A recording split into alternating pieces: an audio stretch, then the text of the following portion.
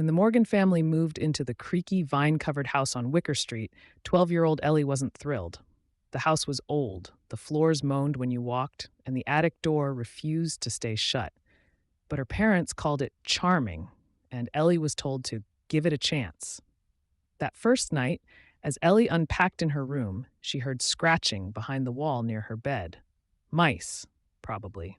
But then she heard something worse, a soft giggle, like a little girl. The noise continued for days. Every night, always from the same wall. One evening, Ellie pressed her ear to it and heard a whisper. "Play with me."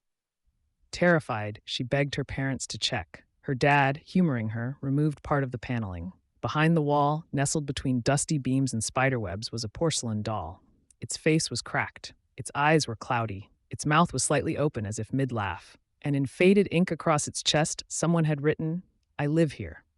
That night, Ellie left the doll in the closet, but when she woke, it was sitting on her bed, smiling.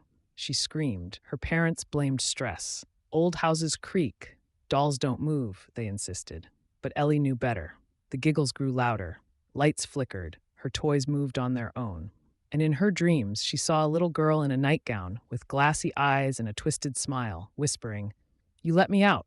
Now I'll stay." Desperate, Ellie researched the house's history. Decades ago, a girl named Annabeth Klein lived there and vanished at age 10. Rumor was her mother went mad and sealed her spirit inside her favorite doll. When Ellie dug under the floorboards, she found more than old nails.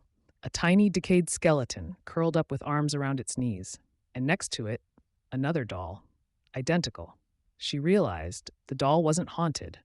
The doll was Annabeth, and she wasn't the only one. Ellie knew what she had to do. She took both dolls, wrapped them in cloth, and snuck out behind the house with matches and lighter fluid. As the fire caught, she heard screaming from inside the walls, high, childlike, angry. The flames twisted, faces appearing in the smoke, the wind howled, and then silence. The house fell quiet, peaceful. No more scratching, no more whispers. Ellie finally slept. 2 weeks later, another family moved in across the street. They had a little girl named Mara. On her first night, she opened a closet in her new room. And sitting there was a porcelain doll, cracked, smiling. And this one said, "Hello, Mara. Let's play."